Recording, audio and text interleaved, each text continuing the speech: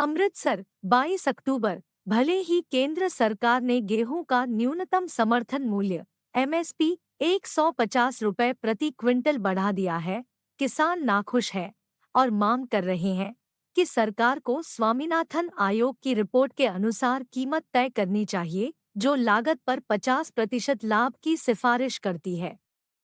लागत एमएसपी में बढ़ोतरी से गेहूं की कीमत 2,125 रुपए प्रति क्विंटल से बढ़कर 2,275 रुपए प्रति क्विंटल हो गई है।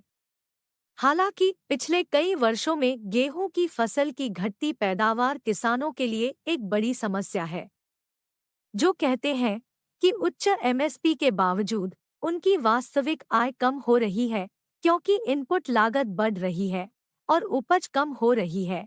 एक किसान सरबरिंदर सिंह ने कहा, अकेले इनपुट लागत लगभग 1,500 रुपए से 2,000 रुपए तक बढ़ गई है, क्योंकि फसल अवशेष जलाने पर प्रतिबंध है और किसानों को खेत तैयार करने के लिए अतिरिक्त डीजल जलाना पड़ता है। सिंह ने कहा कि किसान फसल अवशेषों की गांठें बनाने के लिए बेलर मशीन संचालकों को 1,000 रुपए प्रति एकड़ का भुगतान भी कर रहे हैं।